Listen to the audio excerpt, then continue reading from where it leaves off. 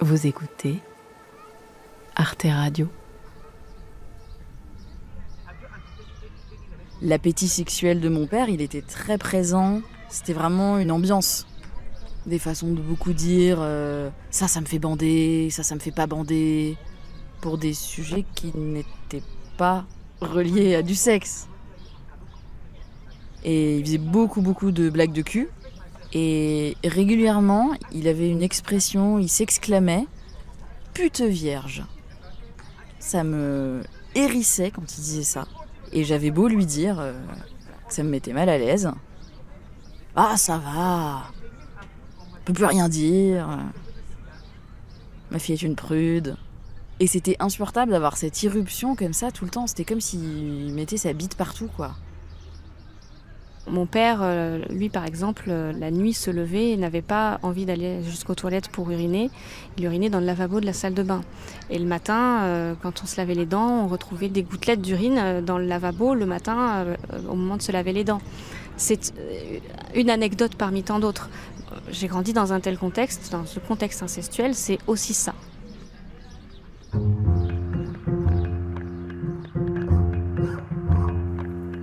Le plus souvent dans l'histoire, Anonyme était une femme. Les bras se sont levés, les bouches sont exclamées. Maintenant, il faut des mots. Ça dure toute la vie, une évasion. C'est tout le temps à refaire. Le féminisme est une révolution, pas un réaménagement des consignes marketing. Toutes ces vies, infiniment obscures, il reste à les enregistrer. Un podcast à soi par Charlotte Bien-Aimée. Épisode 61. Le climat incestuel. Grandir sous la menace. Les récits que vous allez entendre dans cet épisode sont difficiles. Peut-être ils vous paraîtront extrêmes, extraordinaires. Ce n'est pas le cas. S'ils sont rares à entendre, je n'ai pas eu de mal à les récolter. Tant de femmes voulaient raconter ce que c'est que de grandir dans un climat incestuel. Cette ambiance générale, qui a le parfum de l'inceste, mais sans viol ou agression sexuelle, sans passage à l'acte pénalement répréhensible. Dans son rapport de 2023, la Commission indépendante sur l'inceste et les violences sexuelles faites aux enfants mentionne ce climat incestuel. Le terme circule aussi sur les réseaux sociaux. Moi, la première fois que je l'ai entendu, c'était il y a environ 7 ans, chez ma psychologue. J'y ai beaucoup repensé depuis. J'en ai beaucoup parlé autour de moi, avec mes amis. Combien sommes-nous à avoir besoin de mots pour mieux appréhender cette atmosphère, comprendre nos histoires, décrypter les souvenirs? Beaucoup, je pense. Beaucoup trop. Alors, les voix de celles qui ont le courage de raconter nous guident.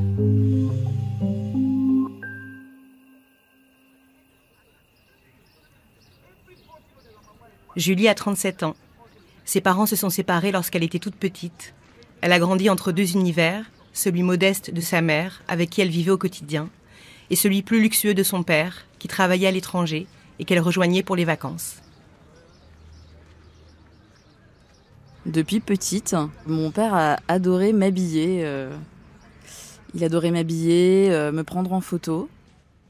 J'en ai une en tête, c'est probablement une fin d'été, je sais pas, où j'ai 6-7 ans. Et je suis très bronzée. Et je porte la robe de mariée d'une amie de mon père, qui était une robe très originale, orange. Je porte ces boucles d'oreilles clips qui sont évidemment énormes. Et j'ai les cheveux un petit peu en bataille, un peu flous, j'ai la bouche entrouverte, j'ai le regard perdu, où je suis un peu en train de m'endormir. Il y a quelque chose de très vaporeux qui se dégage de ça, qui ensuite, en grandissant, m'a mise un peu mal à l'aise. Et je ne savais pas pourquoi. Parce que, est-ce que c'est une belle photo ? Oui, c'est une belle photo. Mais elle me met mal à l'aise. C'est pas tout à fait une photo d'enfant. Et par exemple, les photos que ma mère prenait de moi n'ont rien à voir. Il y a toute une ambiance où on valorise le fait que mon père soit amoureux de moi. Ses amis, ses conquêtes à lui, puisque c'est un séducteur à cette époque-là. Et donc clairement, c'est un truc qui plaît aux femmes qui l'entourent, qui trouvent que, oh là là, quel homme sensible, qui aime tellement sa fille, qui souffre tellement de ce divorce, et quand elle est là, il la traite comme une princesse, et il n'a Dieu que pour elle. Et ma mère m'a dit « Ah, mais ton père, dès que tu es né, il est tombé amoureux de toi. » Et lui pouvait dire que j'étais la femme de sa vie. J'ai l'impression d'être exceptionnelle à ses yeux. Et puis il était toujours à me chuchoter à l'oreille, à voir des choses qui n'étaient à dire qu'à moi. Il adorait dire qu'on avait une complicité intellectuelle folle, comme si j'étais son égale. À cet âge-là, 6-7 ans, on avait un jeu avec mon père, il me racontait l'histoire de la Belle au bois dormant. Et mon père jouait le prince et je jouais la princesse. Et donc il jouait le bisou pour réveiller la Belle au bois dormant. Et j'ai vraiment le souvenir que jusqu'à un certain âge, ce jeu m'enchantait, mais que c'est moi qui à un moment donné lui ai dit, et j'étais petite, hein, j'ai plus envie de faire la Belle au bois dormant. Et je m'en suis voulu parce que je faisais de la peine à mon papa, qu'il a été déçu, qu'il a été triste. Je sentais que je brisais un peu son cœur. Il y a eu cette scène du bain dont je me souviens. Je dois avoir dans les mêmes âges, 7-8 ans.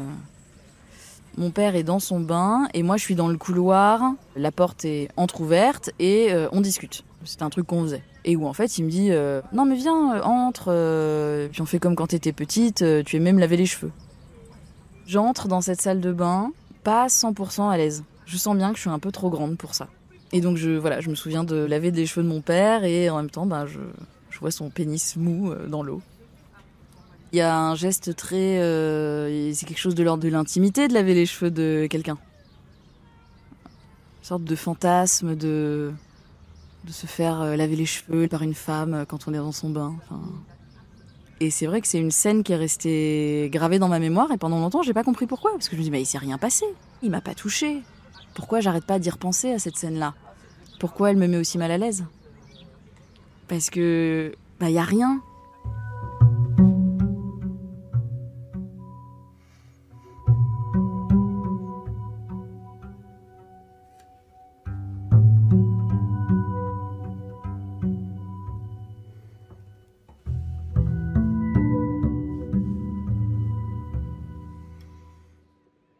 À partir de mon entrée en 6e, mon père décide que je peux plus m'habiller comme une petite fille.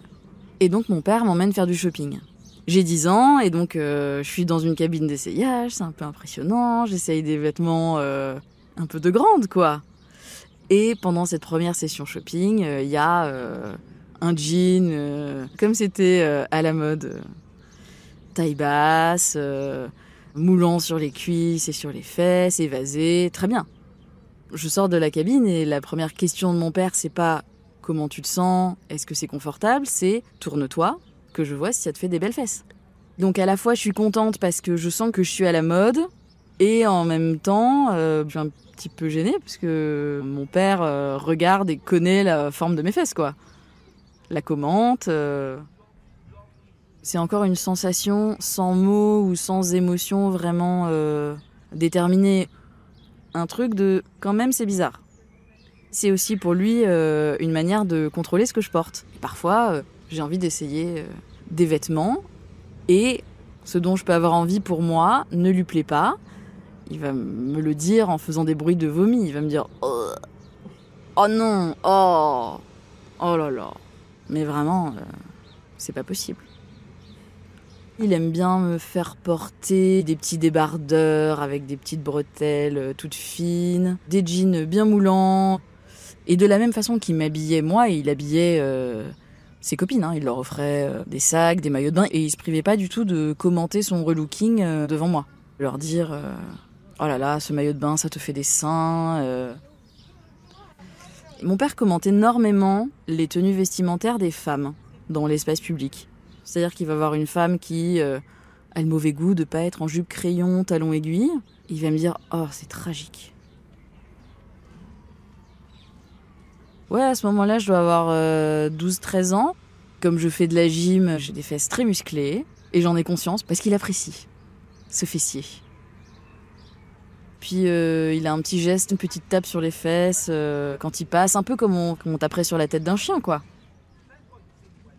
Pendant des années, je le ressens comme un geste d'affection. Et c'est plus tard, quand j'ai 15 ans, qu'un jour je lui dis tu sais papa, ça me gêne quand tu fais ça. J'aimerais que t'arrêtes. Et là ça a été oh là là, mais ça va, ça y est tout de suite, ma fille est une prude, ma fille est frigide. Je connaissais même pas ce mot. Vas-y dis-le que je suis un pédophile. Et il y a un choc, hein. Il y a une sidération en fait. Parce que techniquement parlant, objectivement parlant, il y a rien. Il t'a pas vraiment touché, il t'a pas violé, mais c'est pas rien. C'est un climat, c'est un dégoût. Et d'ailleurs, c'est en classant tous ces papiers administratifs que je suis tombée sur une courte nouvelle érotique, avec une héroïne qui portait mon prénom, dont on décrivait le fessier comme un demi-ballon, c'est-à-dire exactement comme mon père décrivait le mien. Je l'ai lu en diagonale et j'ai su immédiatement que c'était écrit par mon père et que ça parlait de moi. Je suis même pas très choquée en fait en le trouvant. Ça vient juste confirmer une intuition. Je suis pas folle, je suis pas prude. Oui, mon père fantasme sur moi. Je savais bien qu'il y avait un truc. C'est pas parce qu'il n'y a pas eu viol qu'il y avait rien. Je le sais sans le savoir. Je peux pas le dire, mais je le sens. Quelque part, mon père a envie de coucher avec moi.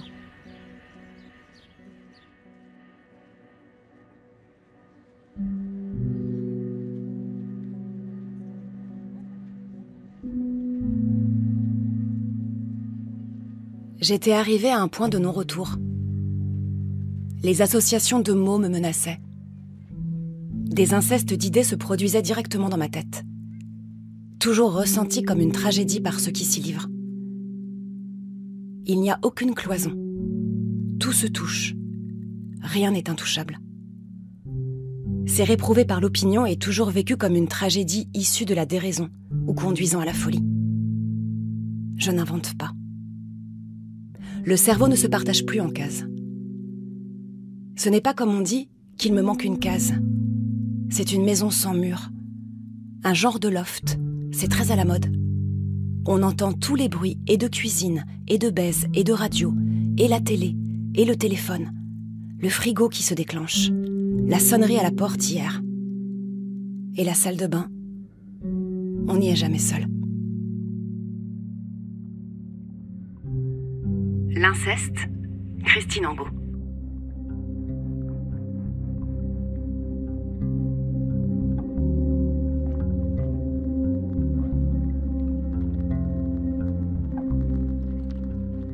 Les souvenirs sont visqueux, les sensations dégoulinantes. Il y a les angoisses dans la poitrine et le vomi dans la gorge. Et pourtant, le climat incestuel est souvent difficile à saisir. Il coule entre les mains. C'est ce que m'a expliqué Claire Gotha. Elle est thérapeute spécialisée dans l'accompagnement des victimes d'inceste et d'incestuels et termine un livre sur le sujet. C'est ambiant. Ce n'est pas forcément un fait avéré comme un passage à l'acte incestueux peut l'être. Un enfant qui est violé, c'est un enfant qui peut s'en souvenir ou non, mais lorsque la mémoire traumatique refait surface concernant un viol, il y a un fait sur lequel s'appuyer. Là, comme c'est dans l'ambiance familiale, il n'y a pas de fait concret.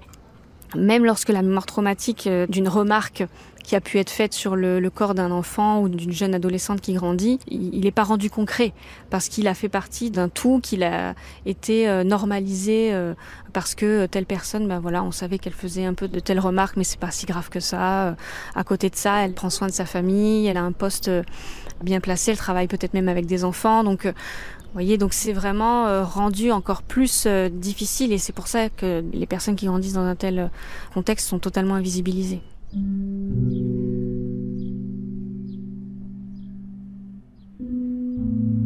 Pour Sœur Nafol, anthropologue et thérapeute, le climat incestuel est aussi fait d'un ensemble d'actes.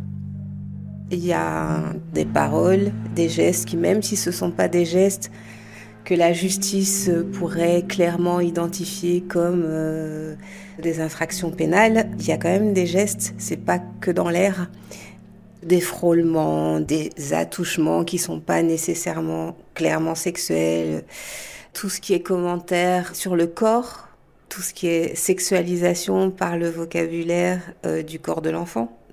Après, évidemment, à l'entrée dans l'adolescence, il y a tous les commentaires sur la puberté, sur les manifestations de la puberté, sur la transformation du corps de l'enfant. Il y a un thérapeute qui est Bernard Lampert qui parlait, lui, de menaces d'inceste. Il avait développé cette question autour déjà du regard. Les regards qui ne sont pas des regards ou neutres ou tendres ou parentaux ou fraternels, mais qui sont des regards de concupiscence ou autrement des regards de prédateurs. Et puis des situations ambiguës, en fait de l'ambiguïté fabriquée à l'intérieur de la famille. Il y a quand même le inceste de Citron de Gainsbourg, où pendant tout le clip, il est quand même au lit avec sa fille. Tout le monde est habillé, il se passe rien, mais ça crée quand même une ambiguïté que n'importe qui, averti ou pas, perçoit.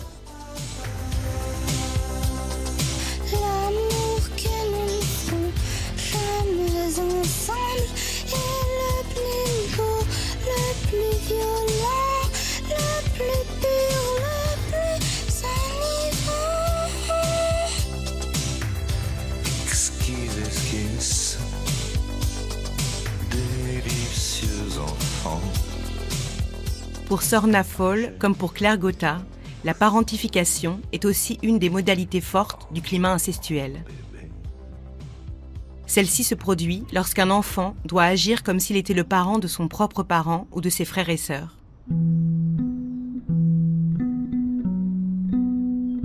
La parentification peut relever de solidarité familiale, lorsque l'aîné prend en charge les plus petits dans de grandes familles, par exemple, mais quand elle est poussée à l'excès, ou lorsque l'enfant est obligé de soutenir émotionnellement son parent, la parentification devient toxique et relève d'une famille dysfonctionnelle.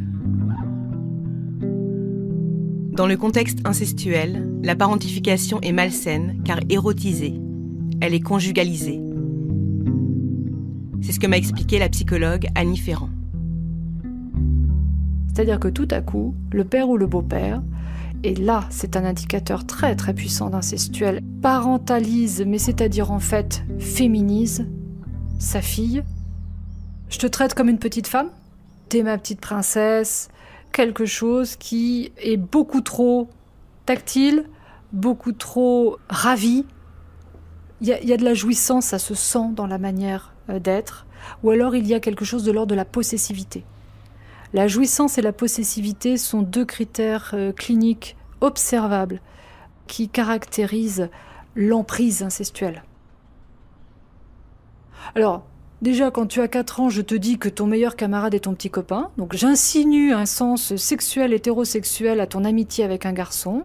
Et ensuite, petit à petit, quand la fille sera en âge d'avoir un petit copain, réellement, à 9 ans, 10 ans, là, les propos directs, insinuant une certaine jalousie, insinuant une concurrence, et qui écrasent la différence de génération entre le petit copain et le père ou le beau-père, la figure tutélaire, là aussi, c'est de l'incestuel.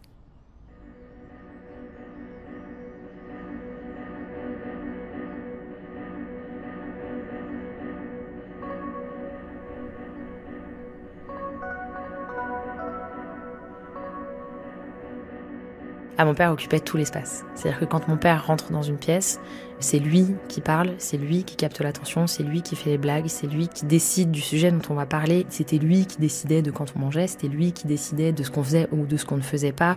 C'est lui et c'est lui. Et c'est personne d'autre. Il est omniprésent. Nathalie a 40 ans. Elle vient d'un milieu ouvrier et a grandi dans un tout petit appartement de la banlieue parisienne, avec ses 2 frères et ses parents. Pendant toute son enfance, elle est témoin des violences conjugales que son père inflige à sa mère. Celui-ci est aussi violent psychologiquement et physiquement avec Nathalie. Il lui a fallu plus de temps pour comprendre qu'elle avait aussi grandi au sein d'un climat incestuel.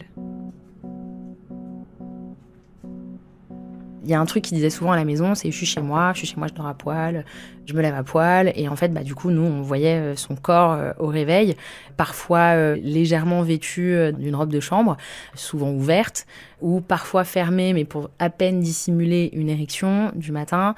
Ça me mettait toujours mal à l'aise. Ça me dégoûtait. Quand je pensais à mon père, il y avait un côté sale. Il y a un truc que mon père faisait qui était assez bizarre aussi. Il regardait les boutons d'acné que j'avais dans le dos. Et en fait, il me demandait de les enlever. Et en fait, c'était devenu une sorte d'habitude. C'était très perturbant. Et quand j'y repense, j'ai un petit frisson dans le dos parce que pareil, c'est des toutes petites choses, mais la façon dont il faisait des câlins était très particulière. Et déjà, il arrivait toujours par derrière. Il me prenait le bras très très fort. Il le tirait vers lui. Et en fait, de l'autre côté, il venait mettre sa tête, frotter sa barbe qui piquait très fort. Et il me disait un truc genre « Ah, je t'aime ma chérie », mais avec une voix qui sentait pas vraiment l'amour d'un papa pour son enfant. La sexualité était très très très importante dans sa vie et il ne pouvait pas garder ça pour lui. Ça devait forcément pénétrer d'une certaine façon notre intimité à nous, et en tout cas mon intimité à moi. Il y avait des cassettes vidéo qui traînaient un petit peu partout et on savait pas sur quoi on allait tomber. Il avait installé une caméra pour filmer leurs ébats, mais qui était pas si cachée, mais cachée quand même. Il y a une fois que j'ai lancé une cassette et je me suis retrouvée sur une cassette de mes parents, enfin, avec le plan sur leur lit. J'ai éteint immédiatement, j'ai rangé cette cassette. Je ne voulais plus jamais en entendre parler, mais il essayait aussi de traîner beaucoup de revues porno à hauteur d'enfant. C'est-à-dire que les revues porno, elles n'étaient pas cachées tout en hauteur, elles étaient tout en bas et moi je jouais tout en bas à côté des bibliothèques. Et il y avait aussi de la part de mon père, sous prétexte d'avoir une sexualité très libre et très ouverte, une volonté de nous éduquer en nous mettant des BD entre les mains. Des BD éducatifs qui sont pas du tout de mon âge à ce moment-là. C'est-à-dire qu'à 9 ans, je me souviens d'une phase où il y avait une explication de ce que pouvaient être des paraphilies. Donc la scatophilie, la zoophilie, que ça pouvait être des pratiques qui existaient.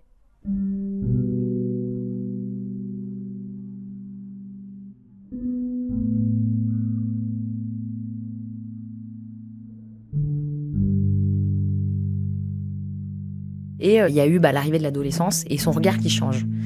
Commençant à me familiariser avec le regard des hommes sur mon corps, qui a changé très vite. Voilà, j'étais très pulpeuse à l'adolescence très très rapidement. Je voyais que son regard, c'était le même que celui des hommes dehors. C'était pas toujours un regard de parents, sans arrière-pensée. Et ça, c'était très perturbant. De me dire, ah, est-ce que vraiment c'est moi qui interprète ce regard parce que j'ai l'impression que tous les hommes me regardent comme ça et du coup c'est dans ma tête, ou est-ce que c'est vraiment qu'il est en train de me regarder comme ça? J'ai toujours le doute. Il était tellement tout le temps à la limite.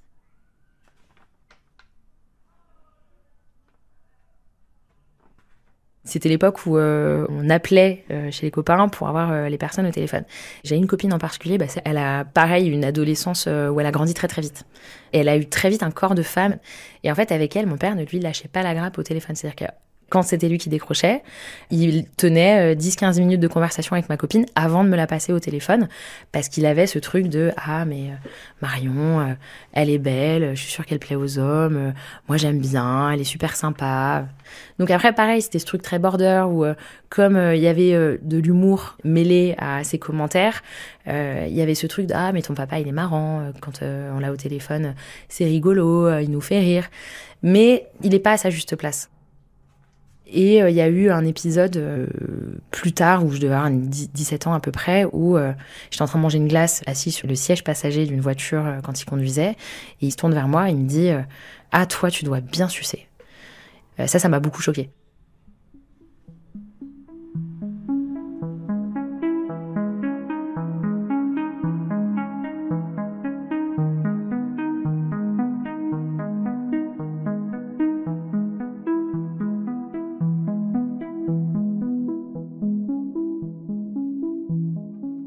Pour Sorna Fall, s'il est important de rappeler que l'inceste comme l'incestuel relève de la domination des adultes sur les enfants, il ne faut pas oublier que la remise en cause de cette domination peut être récupérée par certains agresseurs.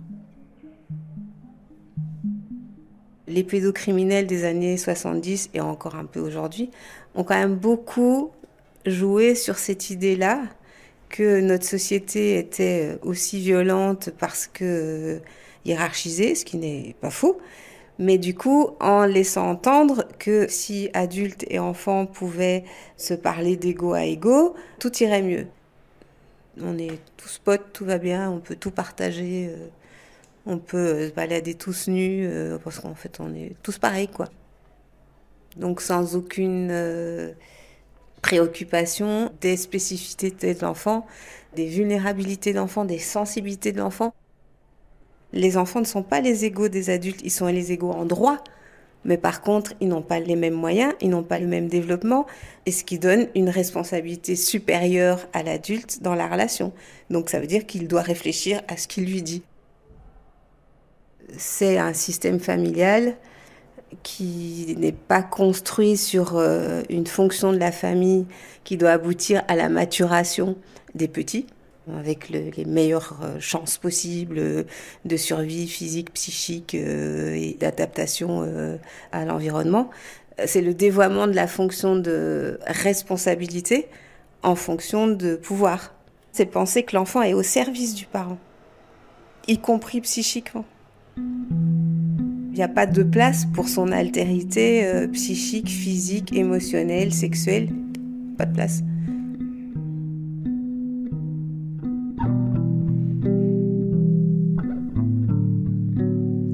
Après la séparation de mes parents, je ne vois plus mon père que de loin en loin. En règle générale, il me donne rendez-vous à l'heure du dîner, dans des restaurants toujours très chers, comme cet établissement marocain à la décoration douteuse, où une femme aux formes rebondies, en tenue affriolante, surgit à la fin du repas pour exécuter sa danse du ventre à quelques centimètres de nous. Arrive ce moment qui me crève les yeux de honte.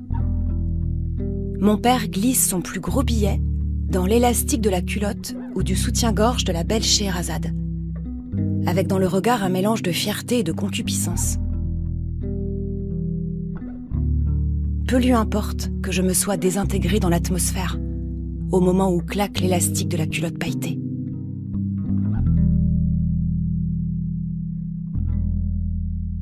Le consentement, Vanessa Springora.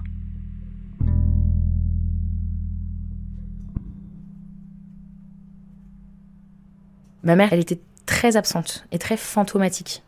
Il prenait tellement de place qu'elle commençait à disparaître. Je l'ai vue s'épuiser. Comme elle faisait moins de travail domestique, ça a commencé à friter beaucoup plus sérieusement entre eux, avec beaucoup plus d'épisodes de violence verbale et de violence physique. Et en fait, elle tombe en dépression quand moi je rentre dans l'adolescence, et elle tombe dans une dépression extrêmement profonde. Elle pouvait plus fonctionner normalement. Elle est internée pendant plusieurs mois. Et ça a fini sur une séparation quand j'avais 17 ans. Donc ça a duré très longtemps, cette descente aux enfers. Et quand ils se sont séparés, la première chose que je me suis dit, mais alléluia, enfin, on va pouvoir avoir une vie normale. Quand ils ont commencé à se séparer, je me suis rangée derrière elle, en me disant que ma mère, elle avait été... qu'elle avait traversé l'enfer et qu'elle était extrêmement courageuse. Et il y a eu un revirement, aussi alimenté par mon père, qui avait un discours, oui mais ta mère elle est cyclotimique, oui mais ta mère elle s'est jamais vraiment occupée de toi, elle s'est jamais vraiment attachée, elle mettait beaucoup de distance. Et en fait à ce moment-là, je le soutiens. Pendant très longtemps, j'ai pensé que la source de mes problèmes, c'était ma mère. Je lui reprochais l'abandon et la négligence. On se fâche très fort, parce que du coup, je me suis rangée du côté de mon père, et on ne se parle plus pendant quasiment 2 ans. À ce moment-là, je suis dans une forme de dépendance économique. Je viens d'avoir un enfant un peu par hasard avec quelqu'un avec qui je suis depuis pas longtemps. On n'a pas beaucoup de sous tous les deux. Et du coup, mon père prend beaucoup de place. Le moment est très bien choisi pour lui de rentrer dans ma vie pour s'occuper aussi de sa petite fille. Il la garde quasiment tous les jours après l'assistante maternelle. Il dit qu'il est amoureux de sa petite fille. Il dit qu'il a une relation exceptionnelle avec elle. Il est hyper content de pouvoir être présent, etc. Et en fait, c'est un moment où j'ai une maison de plein pied auquel on accède un peu comme ça. Et moi qui ne ferme jamais les portes, du coup... En fait, il rentre quand il veut chez moi. Et il ne s'annonce jamais, il n'appelle jamais pour prendre rendez-vous. Il y avait quelque chose qui devenait très intrusif. Et un samedi, je sors de ma douche, la porte de la salle de bain donne sur cette porte d'entrée. Et en fait, je suis en serviette. Et je le vois qui déboule et ça me fait vriller complètement. Je le vire de chez moi. Et c'est un truc que j'ai jamais fait parce que j'ai toujours eu très peur de mon père. Je lui ai dit, t'as rien à faire là, tu t'es pas annoncé, t'as pas appelé, moi je sors de ma salle de bain, t'es chez moi, et là en fait tu sors en fait. Et il le prend hyper mal. Il dit « Oh, t'es chiante, tu fais chier. » Bon. Et du coup, au bout d'une semaine, je me dis « Bon, je vais quand même m'expliquer avec lui. » Je vais lui demander clairement « Papa, est-ce que tu peux, s'il te plaît, t'annoncer quand tu viens à la maison ? Tu peux pas débarquer chez les gens comme ça, c'est pas chez toi, en fait. » Et du coup, il me répond sur le papier « Oui, je vais faire l'effort, je vais faire l'effort. » Et en fait, il n'a jamais fait l'effort. Et donc, il ne vient plus. Et en fait, dans ma famille, que ce soit ma fille, mon mari ou moi, on ressentait cette intrusion beaucoup trop fortement pour en rester là. Mon mari me dit « Ah, mais tu sais, ton père, il y a des trucs, je suis pas très à l'aise. » Il avait commencé un peu à me questionner sur notre vie sexuelle. Il voulait savoir comment ça se passait, ce qu'on faisait. Il voulait un peu rentrer dans le détail. Donc, dans le même temps, ma fille m'avait dit « Je suis pas très à l'aise avec papy, j'aime pas quand il me touche, j'aime pas quand il me fait des bisous. » Je m'interroge sur toutes les fois où il a été seul avec elle, surtout qu'il nous avait confié au détour d'une conversation un peu intime. Il me dit « Ah, mais moi, tu sais, des fois, je me suis posé des questions avec les enfants, j'ai eu des attirances, j'ai travaillé dessus, mais voilà, c'est passé, je suis plus comme ça. » Je regrette d'avoir laissé ma fille entre les mains de mon père pendant autant de temps et aussi souvent, parce que peut-être que rien, mais peut-être pas. Et en fait, il y a un doute. Elle avait entre 9 mois et 3 ans. Je ne saurais jamais ce qui s'est passé, elle était trop petite, quoi.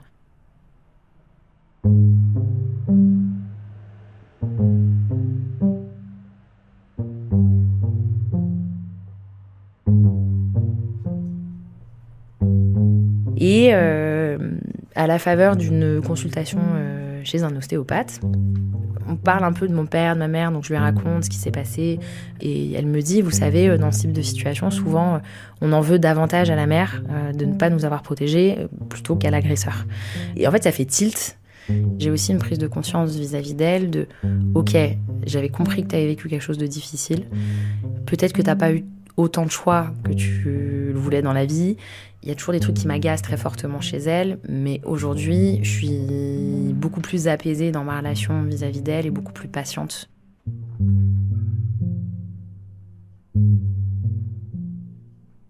Elle était sous emprise économique, psychologique, physique aussi. Il y avait un truc où elle pouvait pas partir. Et donc du coup, tout doucement, on reprend contact avec ma mère.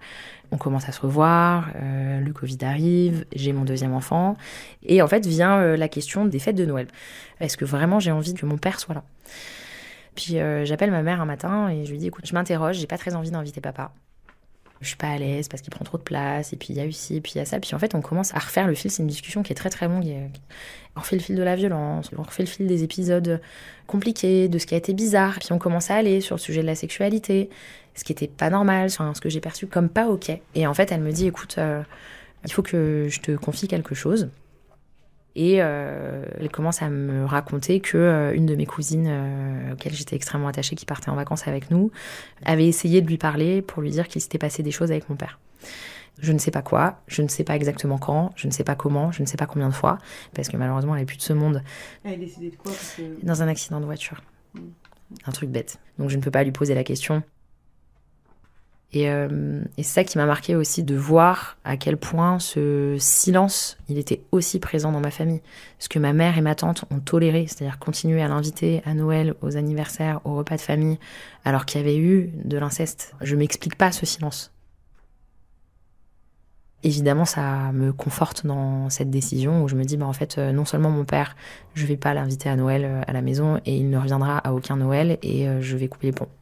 Même si c'est rien passé sur moi, il n'y a pas eu de passage à l'acte, enfin si tu veux, qu'est-ce qui me dit qu'il le ferait pas sur ses petites filles en fait ?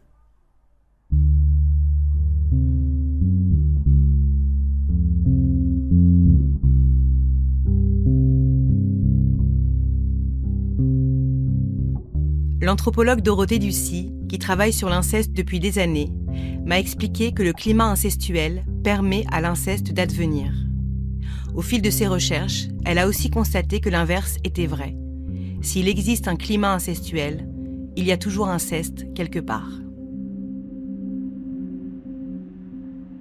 Même si les enfants vivent pas dans leur chair de la violence sexuelle, dans la réalité, il y a de la violence sexuelle, quelque part et rarement loin. Les filles qui craignaient que leur père passe à l'acte, dans mon expérience, dans mon enquête, c'est toujours parce que dans leur famille, d'autres ont été violés. C'est-à-dire, s'il n'y a pas de viol dans ta famille, tu n'as pas peur que ton père couche avec toi. que tu te le dises ou que tu ne te le dises pas, c'est-à-dire implicitement, explicitement, après 10 ans d'analyse, avant, voilà. Si tu n'avais pas peur qu'il te touche, c'est que tu n'as pas été socialisé avec d'autres autour de toi qui étaient violés. Si tu as eu cette peur, c'est parce que tu as été imprégné de la peur d'autres autour de toi qui, eux, vivaient de la violence sexuelle. Il n'y a pas quelqu'un qui coince quelqu'un d'autre dans une chambre ou dans une salle de bain, et puis le reste du temps dans la maison, il n'y a pas de trace de ça. Il y a des éclaboussures de ce truc. Mais les gens qui vont chez le psy sont pas forcément la personne violée et peuvent être à la 3e génération quelqu'un qui n'a pas été violé et qui n'est même pas au courant ou informé que dans sa génération, il y a des cousins ou des cousins issus de germains qui le sont. C'est ça le problème de l'injonction au silence, et c'est qu'après, même quand il y a des dévoilements, de toute façon, les familles se coupent. Une partie de la famille voit plus l'autre partie de la famille, et il y a très peu d'informations qui circulent. C'est vraiment un travail de fourmi.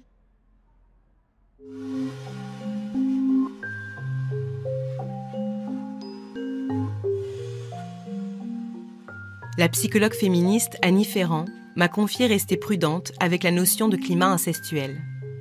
Elle préfère employer les termes de harcèlement sexuel environnemental ou de harcèlement sexuel par inceste pour rendre compte plus précisément des faits, mais aussi pour mettre de la distance avec le terme de climat incestuel mis en lumière par le psychanalyste Paul-Claude Racamier dans les années 80.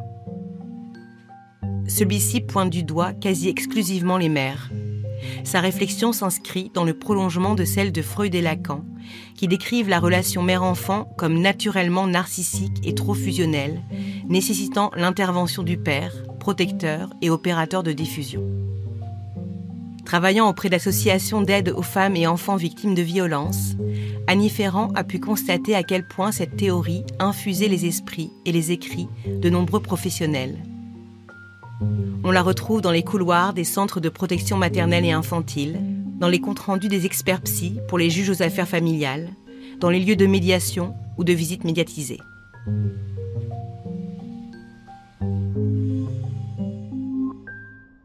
L'incestuel va se dire aussi de manière contournée le lien trop serré ou très serré à la mère, alors qu'on ne qualifie pas le lien au père, une mère surprotectrice, la manière dont la mère peut transmettre son angoisse à son enfant, alors même que ce qu'ils décrivent ou ce dont la mère nous parle est une situation objectivement d'angoisse, d'insécurité et de danger pour l'enfant ou pour la mère. On impute une intention de dévorer l'enfant, on impute une intention de contrôler l'enfant, de s'insinuer partout, de ne pas respecter son intimité, d'envahir, de s'ingérer, dans l'ignorance totale de la division socio-sexuelle du travail qui fait que les femmes, avant les 10 ans de l'enfant, sont obligées de s'ingérer puisque c'est leur rôle parental, 80% du travail parental étant assumé par les mères. Donc cette espèce de synchronisation possible entre mère et enfant est un des enjeux qualifiés d'incestuels par les professionnels. Et rien ne se comprend du mot incestuel si il n'y a pas la notion d'Oedipe. Or, l'Oedipe, comme concept, est une invention. Mais c'est une invention freudienne qui lui a servi à se sortir d'une ornière dans laquelle il s'est mise le jour où il a décidé de ne pas croire ni les enfants, ni les mères. Et ce sont ces patientes qui l'ont enseigné, comme il l'a souvent dit, mais elles lui ont enseigné quelque chose qui l'a étouffé, qui est que l'origine de leurs symptômes était très souvent des violences vécues à l'enfance, et parmi ces violences, il y avait des violences sexuelles.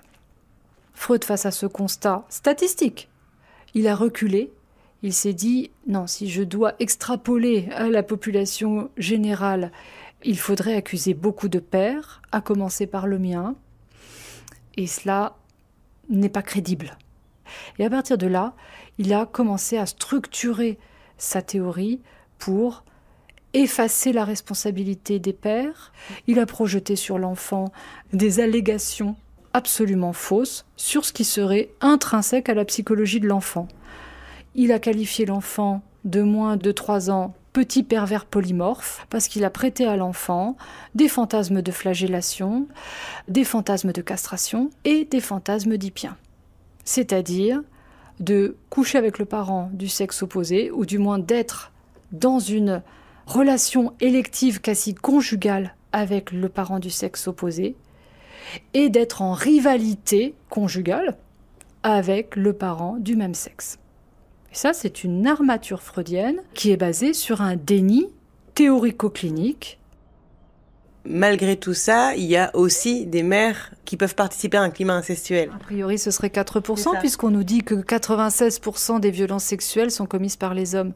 Ça aussi, ça alerte sur la notion d'incestuel, toujours dirigé, le regard dirigé toujours vers les femmes. C'est quand même important de le visibiliser, que ça existe. Absolument, mais toute forme de violence doit être visibilisée. Avec cette différence extrêmement notable que si incestuel maternel il y a ou s'il y a harcèlement sexuel maternel, l'intention est post-traumatique dans le sens où, dans ces cas-là, l'intention n'est pas premièrement sexuelle, elle est post-traumatique et la mère en général dans ces cas-là est envahie par ce que Muriel Salmona appelle la colonisation par l'agresseur. Elle est envahie par l'intentionnalité perverse de l'agresseur qui a commis les premiers actes chez elle. Les violences des mères contre les enfants n'ont pas cette structure de possessivité. Elles peuvent avoir des éléments de possessivité par rapport aux filles parce que c'est la manière dont la mère va avoir intégré le féminin, la place du féminin dans la société, et plus elle aura été chosifiée elle-même, et plus elle chosifiera sa fille si elle n'a pas pris de recul par rapport à cette chosification, prise de recul féministe, prise de recul personnel, de se dire « je ne traiterai pas ma fille comme j'ai été traitée », bref.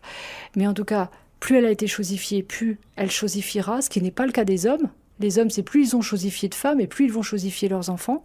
La deuxième chose, c'est que la violence éducative est plus importante chez les mères, parce qu'elles sont beaucoup plus dans une volonté d'éduquer, et donc elles vont être beaucoup plus dans des violences éducatives, plutôt que dans des violences de jouissance.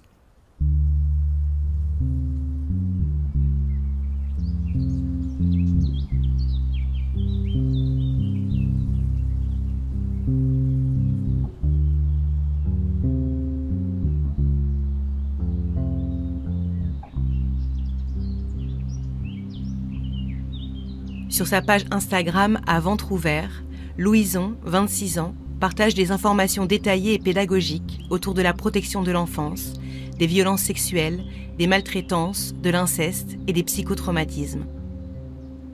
Féministe, elle souhaite aussi se réapproprier le terme de climat incestuel. Louison milite depuis son histoire. Elle a été incestée par son cousin entre ses 5 et ses 10 ans. Elle a porté plainte contre lui, avant de réaliser petit à petit que pendant toute son enfance, ses parents avaient quant à eux, tous les deux, fait régner chez elle un climat incestuel.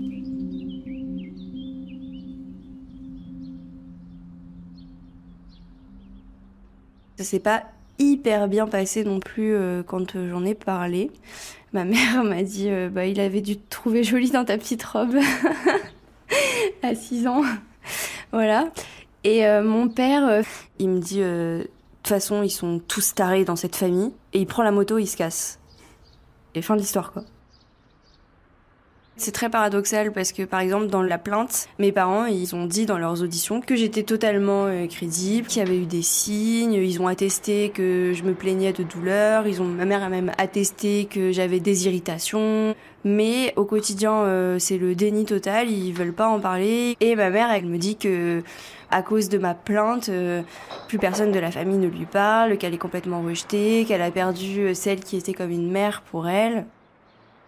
Et une fois, j'ai pris mon courage à deux mains et je suis allée voir ma mère et je lui ai dit... dès que c'est horrible, je rigole, en fait. Et je lui ai dit, en fait, j'aurais besoin que tu me dises que c'était pas de ma faute ce que j'ai subi, quoi. Et elle m'a répondu, ah non, je peux pas te le dire parce que je le pense pas.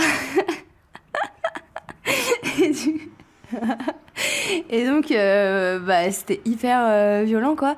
Et elle m'a dit que c'était parce qu'elle avait vécu la même chose et qu'elle se disait que c'était de sa faute et que vu qu'on était la même personne, elle et moi, parce qu'elle pense qu'on est la même personne, et elle se disait que si elle, ce qu'elle avait vécu quand elle était petite, c'était de sa faute, parce que moi, j'avais vécu, c'était de ma faute aussi. Elle a eu peu de gens sur ce qui comptait. Ça aussi, elle me le reproche, en me disant que moi j'ai de la chance, que je suis dans une époque où aujourd'hui, quand quelqu'un parle, il est écouté, qu'à son époque on disait que tous les enfants étaient responsables, qu'il n'y avait rien à faire, qu'elle pouvait pas porter plainte, qu'il y avait personne pour l'aider, que c'était normal d'agresser les enfants. Et elle a raison, mais elle l'utilise un peu pour que je me sente redevable aussi envers elle. Je pense que ma mère, elle a quand même de lourds problèmes psychico-psychiatriques, en raison notamment d'énormément de traumas, quoi. Et on m'a inculqué que si je ne m'occupais pas d'elle, elle mourrait. Et donc, à 2 ans et demi, je m'occupais déjà d'elle, quoi. Elle était enceinte de ma sœur, et donc elle était alitée pendant 2-3 mois. Mon père travaillait et elle était dans le lit. Et elle me racontait que je lui rapportais ses assiettes pour manger et qu'elle était triste et elle pleurait. Et moi, je lui faisais des dessins mignons avec des petits bonhommes qui souriaient, des arcs-en-ciel pour la réconforter. C'était à moi de prendre en charge ses émotions. Donc, par exemple, si elle était triste, c'était à moi de la consoler. Si je pleurais pour quelque chose, elle paniquait et elle se mettait à pleurer. Et donc, moi, je devais arrêter de pleurer. Et lui faire un câlin, lui dire ça va aller, pleure plus, etc. Autre exemple, j'ai eu un amoureux quand j'étais au collège. Amoureux, meilleur ami, frère, enfin vraiment hyper proche et tout. Et en fait, ça s'est terminé tragiquement, il est tombé malade et tout. J'étais vraiment dévastée, quoi. Et en fait, ma mère était dévastée, elle me disait j'ai perdu un fils. Et c'était à moi de lui faire un câlin, encore une fois. Et elle me volait mes émotions, en fait. Et quand je suis partie de la maison à mes 18 ans, elle a perdu énormément de poids. Et quand je l'ai revue, je lui ai dit, t'as trop maigri, etc. Et elle m'a dit, oui, ton départ me ronge, ça me tue. Et donc, c'est hyper culpabilisant, quoi. Et en fait, elle allait projeter sur moi tout ce que elle ressentait, comme si j'étais elle, à tel point qu'elle ne fait encore aujourd'hui pas de distinction entre nous deux. Je suis à la fois sa fille, sa mère, sa sœur, sa psy, son amoureuse. Après, ma mère, elle me raconte toute sa vie sexuelle aussi, les trucs qui l'excitent, etc. Donc, j'ai pas trop envie de savoir. Ou alors que elle aime telle ou telle pratique. Enfin, bref, elle me raconte trop de trucs, quoi. Que mon père l'a trompée, ou que... en dehors de ça, elle me raconte aussi tous ses traumas, etc. Mais bon, sa vie sexuelle aussi. Et elle était aussi assez intrusive dans les soins, en étant très présente jusque très tard. Et après, ma mère avait tendance à être surfusionnelle. Par exemple, elle envoyait mon père à l'étage dans la lingerie dormir. Et elle dormait avec ma sœur ou moi. J'ai dormi avec ma mère jusqu'à 12 ou 13 ans. Alors pas tous les soirs, mais très souvent, parce qu'elle avait envie.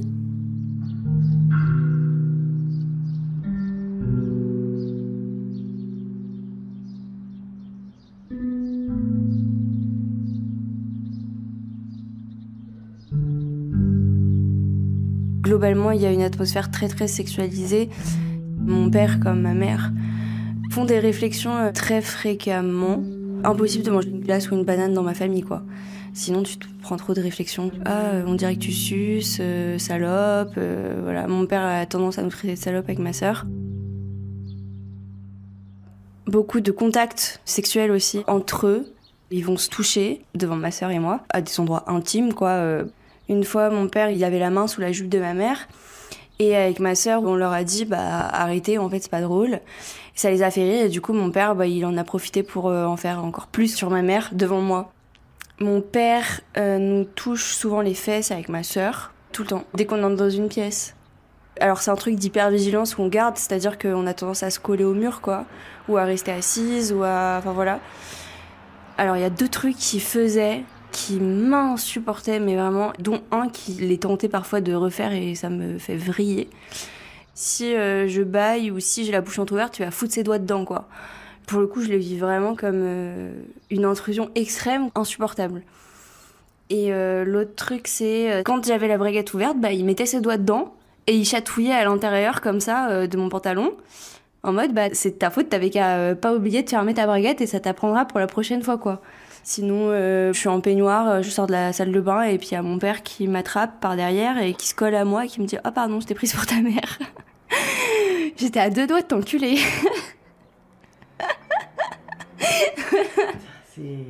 Moi, à chaque fois, je suis sidérée, je réagis pas en fait. Après, par exemple, dans les repas de famille, tout le monde boit et fait des blagues de cul, tout le monde se touche de façon un peu déplacée. Il y en a qui font des blagues en mode telle personne va coucher avec son frère ou avec sa sœur. Et je me disais pas c'est normal, et je me disais pas c'est pas normal, je me disais juste rien.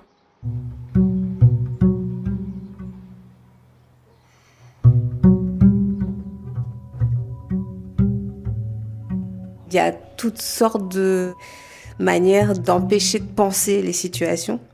Il y a la question du soi-disant humour gaulois ou je sais pas quoi qui serait totalement inoffensif. Curieusement, en général, l'objet de la moquerie trouve pas du tout ça inoffensif. Il y a que l'entourage.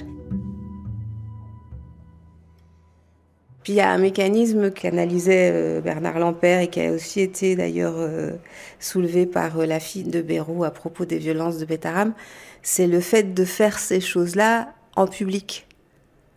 C'est ambigu, c'est difficile à caractériser et en même temps c'est un peu sidérant. Si on voit, je sais pas, un père qui fait poète-poète au sein naissant de sa fille et l'acte qui en fait est une agression, est une déclaration de guerre, enfin qui a souvent commencé bien avant, contre l'intégrité psychique et physique de l'enfant, se fait en public avec le consentement silencieux des témoins silencieux.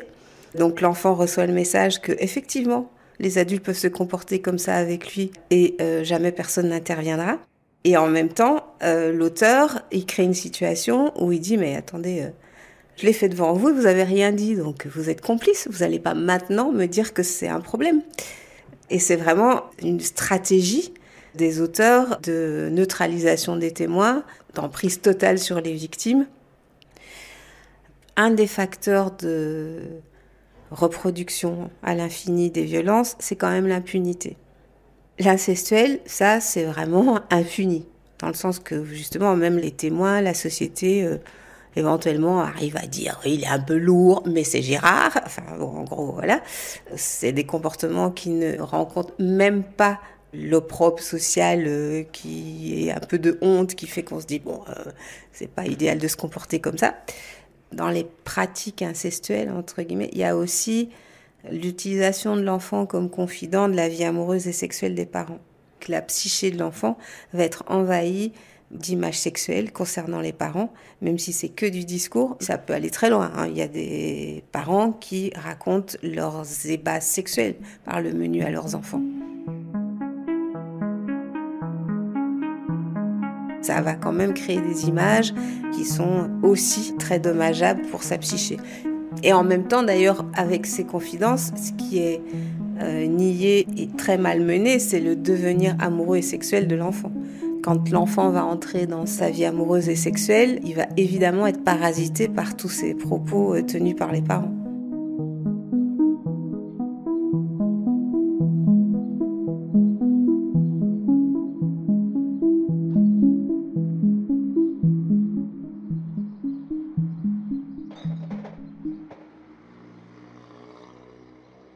J'ai pas de colère pour eux, je pense que ce n'est pas bon signe d'ailleurs. En fait, j'en veux au monde entier, sauf à eux. C'est beaucoup plus facile d'être en colère contre un pédocriminel dont on a vu un article dans les journaux qui raconte qu'il a violé quelqu'un, quoi. Là, y a tout le reste, quoi. Il y a les parents qui nous emmènent en vacances, il y a tous les moments de joie, d'amour, il y a tout ce qu'ils ont fait pour nous, il y a tous les cadeaux qu'ils nous ont offerts. Mon père, il a toujours été... C'est-à-dire que si je l'appelais à 4h du matin pour venir me chercher quelque part, il se levait de son lit, il s'habillait et il faisait 1 heure de route pour aller me chercher quelque part à 4h du matin. Si je lui demandais de faire quelque chose, il le faisait. Il était tout le temps là, d'un point de vue matériel et temporel. Et il y a aussi, en effet, le fait que je vois leur vie et ils ont souffert, notamment ma mère. En fait, je peux pas lui en rajouter une couche, quoi. C'est une punition suffisamment grande pour elle de ne pas avoir réussi à se soigner et d'avoir causé tout ce mal à ses enfants. Elle n'a pas besoin en plus de ma colère ou de mon silence, quoi. Juste le fait d'avoir fait du mal, elle en paye elle-même les frais parce que c'est pas ce qu'elle voulait. Et ça, j'en suis persuadée. J'essaie d'y aller moins souvent, mais je culpabilise beaucoup. Là, j'y suis pas allée depuis 6 mois. Mais je me sens incapable de couper les ponts. Quand j'y vais, j'essaie de mettre le plus de limites possible. Je fais un peu leur éducation parfois, en disant ça se fait pas, ça se fait. Et ma mère, elle fait le bébé, elle boude. Alors elle fait la tête, elle dit tu m'aimes plus, blablabla. Ça veut dire que je l'aime plus si je mets une limite. Et moi, je suis obligée de lui dire mais non, c'est pas que je t'aime plus, ça n'a rien à voir, c'est juste ça se fait pas de faire ça. Truc tout con, hein. Je lui dis bah tu manges pas dans mon assiette avec tes doigts en fait parce que c'est mon assiette et que je t'ai rien autorisé à faire quoi. Enfin c'est un exemple et du coup elle avait boudé au restaurant. J'avais dû lui expliquer, la rassurer. Et après ce que je fais quand j'y suis, c'est que j'envoie des messages à des amis proches pour leur raconter tous les petits trucs qui se passent parce qu'en fait ça me permet de maintenir un lien avec le monde extérieur.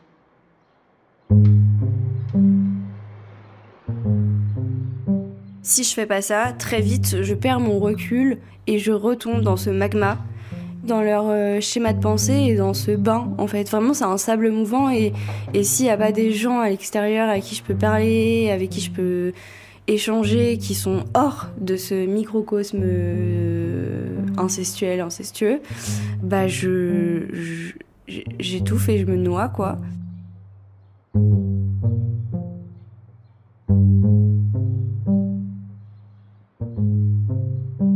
Après avoir rompu avec son père, Nathalie a dû accompagner son frère, atteint de schizophrénie depuis son adolescence.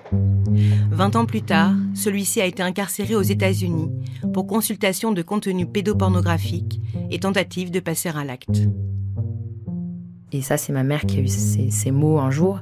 Elle me dit « Ton frère a payé pour ton père ». J'ai toujours souhaité prendre à bras-le-corps les problèmes que j'avais eus. Pour autant, l'empreinte, elle est très vive et les conséquences, elles ont été quand même très graves. Avec les hommes, il y a eu quand même 3 relations longues avec différents types de violences, mais des violences. On va spontanément vers les relations avec lesquelles on a l'habitude de composer. Après, derrière, il y a eu des excès, de la consommation de drogue, des sorties à outrance, des relations avec les autres compliquées. C'est compliqué de trouver sa place et d'avoir des relations saines avec les autres quand on a grandi dans un cadre où les relations elles sont pas saines en fait. J'ai des hallucinations la nuit, je vois des animaux, je vois des personnes menaçantes, beaucoup des animaux, des araignées, des serpents. Et il y a des crises qui vont être particulièrement intenses où vraiment je me vois mourir. J'ai une terreur mais monstrueuse. Là je vais bien, mais il y a encore des choses à explorer. Je suis libérée de beaucoup de choses, mais je suis pas libérée de tout. Comme Nathalie, Julie a fini par rompre avec son père, qui réclamait son attention totale, utilisant chantage et remarques perverses pour tenter de la garder auprès de lui. Et je me suis dit non, je dois couper, tant pis, je serai une mauvaise fille. Donc je lui ai envoyé un dernier mail comme lettre de rupture, de ça suffit. Je l'ai bloqué de mon téléphone et je l'ai bloqué partout où j'ai pu. Et donc voilà, ça fait 10 ans que je lui parle plus. J'ai changé mon nom pour prendre celui de ma mère. Et c'est la seule forme de justice que je peux obtenir. C'est de le couper de ma vie et de le priver d'accès à moi. Et donc c'est une manière pour moi de briser un silence. Et si un jour, et ça risque d'arriver, on m'appelle pour me dire qu'il est très malade, qu'il faut que je vienne m'en occuper, etc. Moi je dirais non. Et je dirais parce que mon père m'a incesté. J'utilise le mot inceste parce que avec incestuel, y a toujours cette idée que c'est moins grave. Je dis pas que c'est égal mais en tout cas, j'ai envie que ce soit pris au sérieux. Et je sais que pour que ce soit pris au sérieux, il faut que j'utilise ce mot-là, qui par ailleurs symboliquement correspond à ce que j'ai vécu. Une étape importante pour moi, c'est quand mes amis ont commencé à avoir des enfants. Et comment mes amis, par exemple, pouvaient leur dire « Ben non, ça, on le fait plus. Maintenant, tu es trop grand. Par exemple, au bain, qui nettoie les parties intimes, ou un petit garçon qui a envie de faire un bisou sur la bouche à sa maman.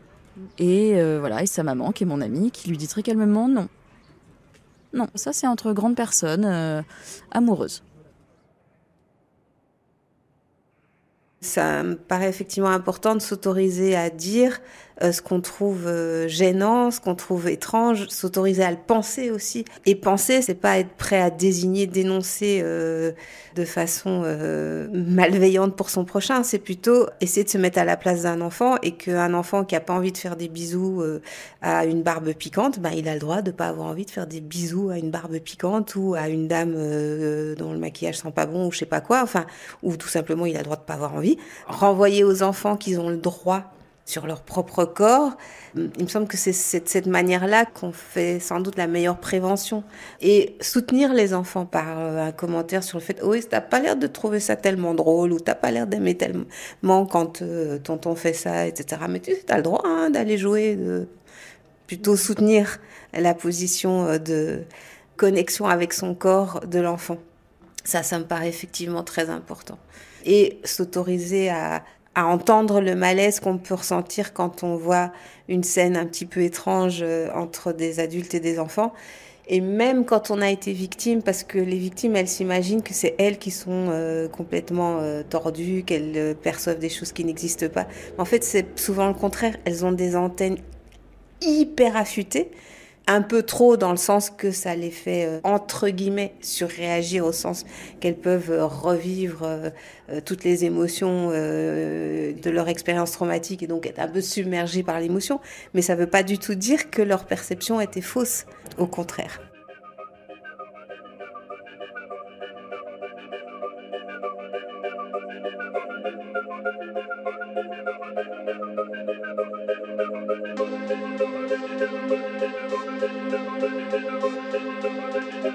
Le pouvoir des filles tristes est bien celui de témoigner, d'écrire, de créer. Ce sont elles qui m'ont aidée à vivre. Et c'est pour elles que j'écris. Loin d'être faibles ou passives, les filles tristes sont des guerrières.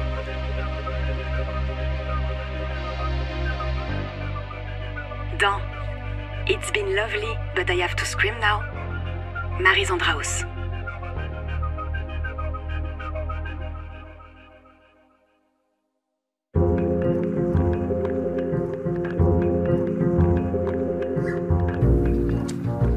C'était un podcast à soi de Charlotte Bien-Aimée, réalisé par Anna Bui. Accompagnement éditorial, Sarah Bénichou. Texte, Laure Giapiconi. Illustration, Anna Vanda-Golussé. Merci à toutes les femmes que j'ai contactées pour l'émission et qui ont accepté de me partager leurs histoires. Merci à Vigdou, du compte Instagram Les Dessins de Vigdou, à Cécile C, autrice du livre Ce que Cécile sait, et à Aurélie Olivier pour les poésies partagées. Un podcast à soi est produit par Arte Radio. Vous pouvez le réécouter sur toutes les plateformes de podcast et sur le site arteradio.com. Écrivez-nous à l'adresse unpodcastasoi@artefrance.fr, sur le Facebook d'Arte Radio et l'Instagram Charlotte Bien-Aimée. Et si l'envie vous en dit, vous pouvez prolonger l'écoute avec Un livre à soi ou les épisodes 24 et 41 d'un podcast à soi, Inceste et pédocriminalité et Quand les pères font la loi. Vive la radio, vive les podcasts, vive la révolution féministe.